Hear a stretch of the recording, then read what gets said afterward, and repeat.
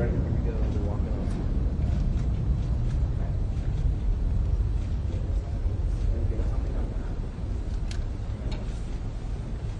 Jen. Hey, with Jen.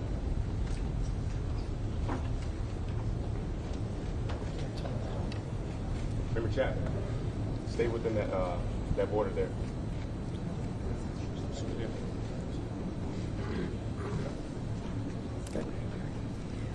Thank you for joining us. My name is Jennifer Homendy, and I'm the chairwoman of the National Transportation Safety Board. The National Transportation Safety Board is an independent federal agency that's charged by Congress with investigating every civil aviation and serious accident and serious incident in the United States and significant events in other modes of transportation.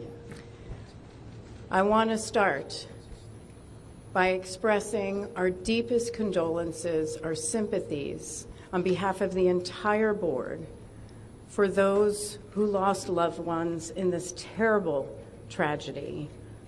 Our thoughts, our prayers are with you. Entire communities were affected, and we are thinking of you. With me today is Bryce Banning. Bryce is a senior aircraft accident investigator with the National Transportation Safety Board. He's also going to serve as our investigator in charge of this investigation. Also with me today is the entire board. We have Todd Inman, member Todd Inman. Todd is going to serve as the board member on scene, the spokesperson for this investigation. All of the board members will be here. We have Vice Chairman Alvin Brown, member Mike Graham, who lived in Wichita for 20 years, and we also have member Tom Chapman. The NTSB's headquarters is just a mile from here, and so we are all here because this is an all-hands on-deck event, and we're here to assure the American people that we are going to leave no stone unturned in this investigation. We are going to conduct a thorough investigation of this entire tragedy, looking at the facts. Now, with that, I want to level set. When we go to the scene, and we were here last night, we allow the responders to do their important safety mission, which in this case was search and rescue and recovery. We stand back to allow them to do their important safety mission. And so this for us is our first full day on scene with our entire crew coming together. We have about nearly 50 people on scene, and in addition to our resources back at headquarters in our labs and throughout the agency.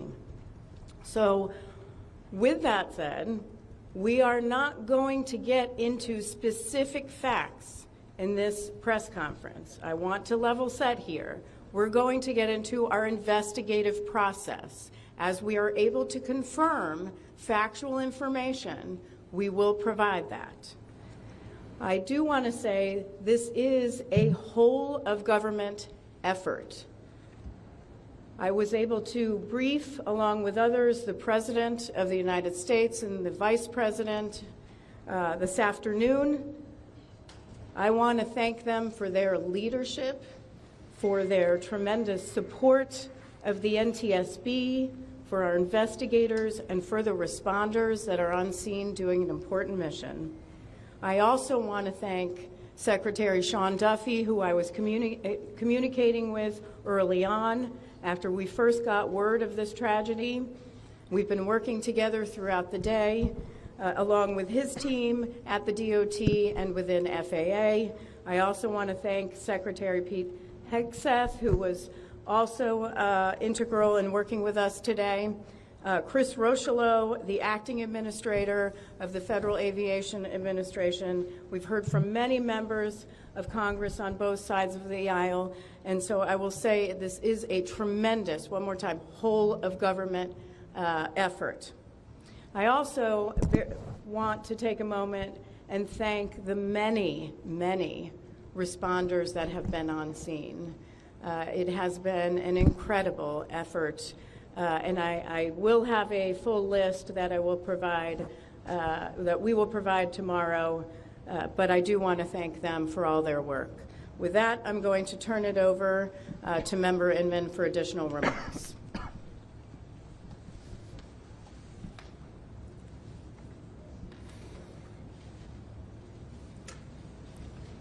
So today is our first full day on scene.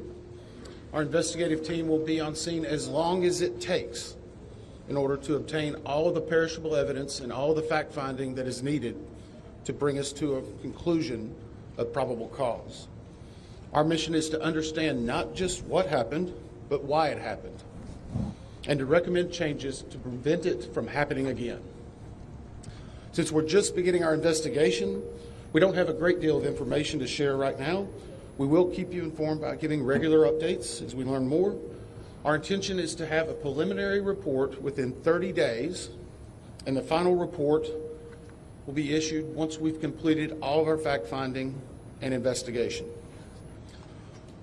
Now, we will not be determining the probable cause of the accident while we are here on scene, nor will we speculate about what may have caused this accident. Today, we will be going and having an organizational meeting and establishing our parties to our investigation. We currently have the following parties that are already identified: PSA Airlines, GE Aerospace, Sikorsky, FAA, NACTA, which represents the air traffic controllers, ALPA, which represents the pilots, Army, AFA, which represents the flight attendants.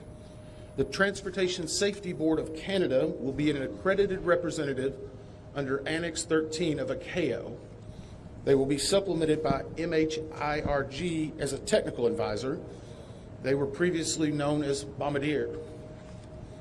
The NTSB offers this party status to those companies, government agencies, and associations that have employees, activities, or equipment involved in the accident.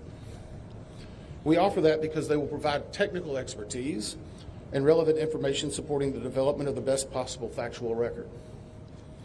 Once they join this investigation, they are not permitted to release documents or talk publicly about the investigation without the consent of the NTSB. So I want to stress this. It is only the NTSB that will provide information related to this investigation, with one exception. Regarding the fatalities that occurred, that notification will be handled by the DC medical examiner. We will not be discussing fatalities or names. That will be handled by them as the proper authority. So we want to talk a little bit about our process. We will analyze the facts and determine the probable cause of the accident, and then issue a report of those determinations. I also want to talk a little bit about some additional people that are here with us, and they're very important to us, and that is our family assistance group. Later today, we will be briefing the families. We normally try to do this before a media event, but in this case, they're still arriving. Our family assistance specialists are already working closely with local officials and others to help assist them in their efforts to support everyone that's affected by this accident. And let me just reiterate what the chair said. A loss of life in an aviation accident is very unusual in the United States, and our heartfelt sorrow goes out to everyone that's affected. It affects us, it affects everyone around us. There are a lot of people hurting today. We will help find out what happened. We will do it factually, and we will do it accurately. As part of this, we are going to be standing up some specific working groups. Those working groups will be operations. They will be looking at the history of the accident flight and crew members' duties for as many days before the crash as appears relevant. We'll be forming a structures group, which will be the documentation of the airframe wreckage and the accident scene, including calculation of impact angles to help determine the plane's pre-impact course and altitude. We'll have a power plants group. They will do the examination of the engines and the engine accessories. We'll have a systems group. They will study the components of the plane's hydraulic, electrical, pneumatic, and associated systems. together with the instruments and elements of the flight control system. We will have an air traffic control group. They will do reconstruction and review of air traffic control systems provided to and including acquisition of pertinent flight track surveillance information, what you might typically think of as radar or ADSB, along with controller pilot communications. We will also have a survival factors group. They will be doing the documentation of impact, forces and injuries, community emergency planning, and all crash and fire rescue efforts. Also, due to the unique nature of this crash, we will be having a helicopter group as well. Lastly, we will have a human performance group, and this will not be its own group. It will actually be a part of the operations, air traffic control, and helicopter groups. They will study the crew performance and all before the accident factors that might be involved in human error, including fatigue, medication, medical histories, training, workload, equipment design, and work environment. Now we're going to take a few questions, but I will again stress, we don't have a lot of information now. We will continue to gather that. We will try to release it as we can, but we will only talk about the facts of the case that we know right now. I'm going to ask, we'll call on a few people. I'm going to ask that you state your name and affiliation. James Matthews from Sky News. So we've heard from President Trump today talking about DEI hiring policies within the FAA and associating that with the cause of this accident. What do you say to that? Well, unfortunately, I didn't hear the remarks. I was briefing House and Senate members, but I believe, Chair, would you like to take that? As part of any investigation, we look at the human, the machine, and the environment. So we will look at all the humans that were involved in this accident.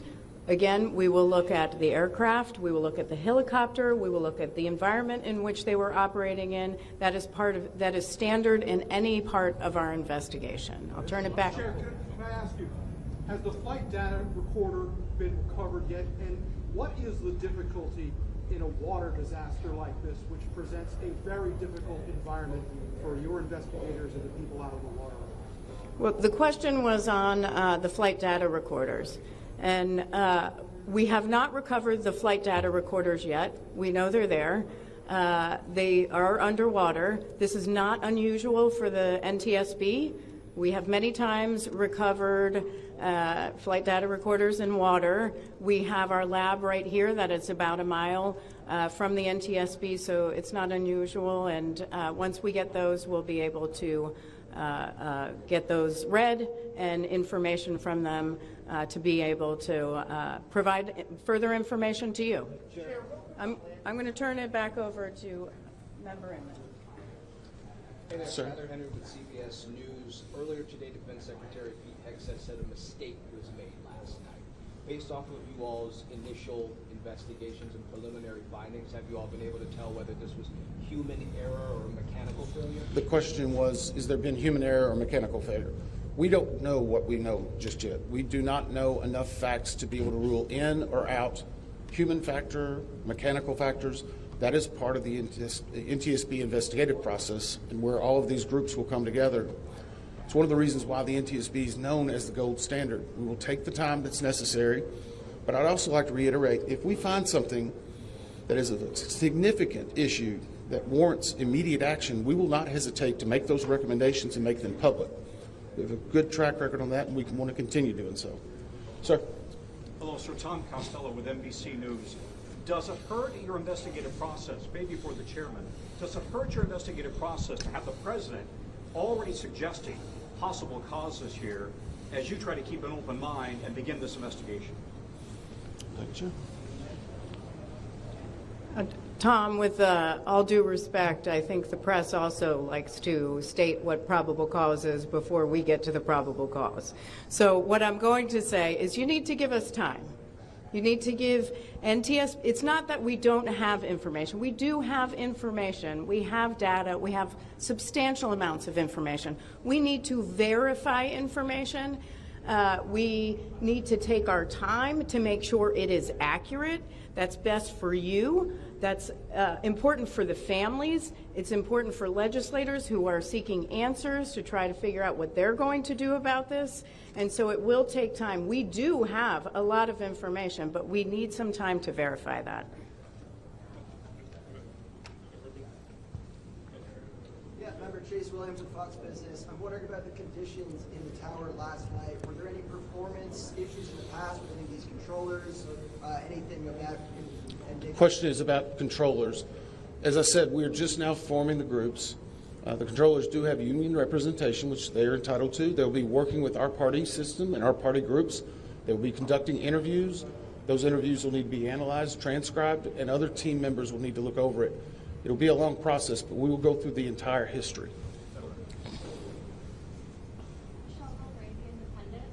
My question is for the chairwoman. Can you tell us more about what the president and the vice president's responses were when you briefed them this afternoon? Sure. So the question was about my briefing for the president and the vice president. As is standard, we offer briefings on our process and what we know, and this was a briefing with the president and vice president and with Secretary Duffy and Secretary Hegseth and also the acting administrator of the FAA. There was discussion on what we know so far and our process, and that was about it. Ma'am, Chairwoman, Stephanie Ross with ABC News. Similar to Tom Costello's question, the president has stated what may have caused the crash, stating common sense. Does that affect your progress at all at this early stage? Yeah, so the NTSB, we conduct an important safety mission where we take a very careful approach. I'm sorry, the question was on speculating during investigations, which is we often hear about. What I will say is we look at facts on our investigation, and that will take some time. And at some point, we'll be able to provide that factual information, as Member Inman said, and provide that hopefully tomorrow. Hang on a second. Dave Shepardson from Reuters. Have you been able to retrieve the black boxes from the helicopter? Has the military decided whether they're going to read those to the NTSB? And what about the ATC tapes? Have you guys been up? So the question was about black boxes, which are referred to as black boxes, which are typically orange. We have not recovered any of the boxes involved yet. We feel comfortable and confident that we will be able to. Right now, recovery of life is probably most important in those that were involved. I mean, there are still ongoing recovery efforts involving the fatalities involved, along with some debris is coming out as well. We will make sure that that perishable evidence is maintained. Mm-hmm. We have a great process for that. We will probably have more than one black box, so to speak. It's our understanding that the Sikorsky helicopter is equipped with some form of recording devices, and those will be read either by the DoD or by us. We have a good starting relationship with them, and we've already made agreements in order to be able to do that. So I feel comfortable in what we're going to be doing. The other question was about air traffic control. We received a very large package of information from the FAA at about 3 a.m., I believe, this morning. That is still being reviewed and analyzed. I would say there's a lot more information that usually comes in that than what you may find online and people might speculate about. And that is part of that overall process where we take the time to get the information correct and to make sure all the parties are engaged and involved and can fact check that information. One. Gabe Cohen from CNN. Can you tell me if the NTSB has reviewed this FAA internal report that has been cited by the New York Times indicating that the controller that was on duty at the time of the crash was doing a job that's usually done by two people? We have not reviewed any specific reports about the controllers at this time, at least from the leadership team. Our investigators are continuing to pull all that information. Their personnel records, their files, where they were at, whether they were fatigued, all that information will be part of that investigative process. But right now we can't speculate on anything that may have been reported in the media until we get the opportunity to validate and understand how it impacts the investigation. We're going to take just a few more questions. Follow up on that. Sir? Yes,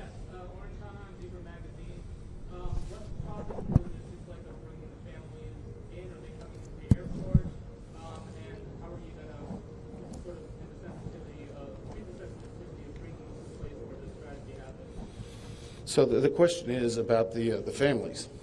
And many of those families are still en route. Some are still being notified from both the military and from the commercial crash.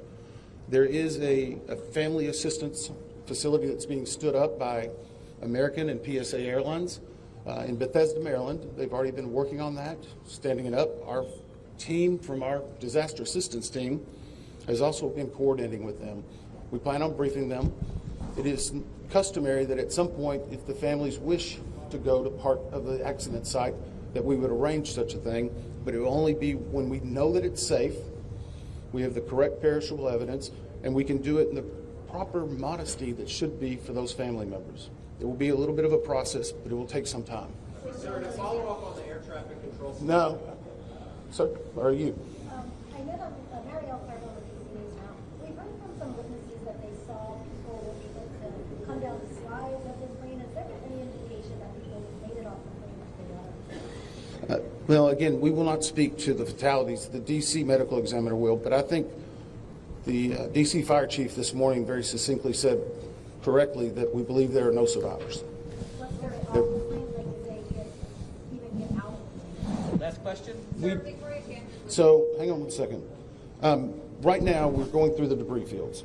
Nothing we've seen would indicate that maybe slides or chutes were deployed.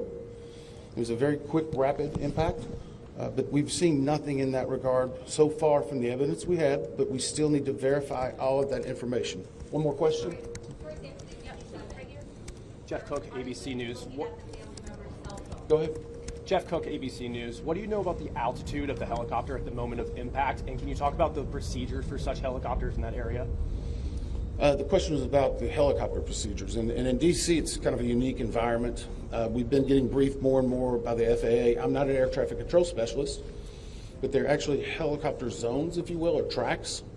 And this one was transiting, I believe, from track 1 to 4 as part of their normal procedure. If you live in D.C., you see a lot of helicopters going down into this area. So there's a very well-defined system in that regard. As far as altitude, until we get the additional information, we can't validate or basically corroborate any of that until we get more of the electronic data and the data that's on the plane. I do want to clarify one question that also came about cell phones. You know, in today's age and time, a lot of electronics and other devices do contain a lot of different information. We've found on a number of our accidents that we actually are notified through a smartphone that may sense that. As part of our process, we will obviously treat all of the effects of the deceased with dignity. We are already starting to pull that information together. If we feel that it's necessary to find or pull some of that information, we will work with the families and make sure we do it in a manner that's respectful for them and their privacy. But right now, we don't have any plans specifically on that amount, on that area until we need to. Thank you very much. Thank you very much.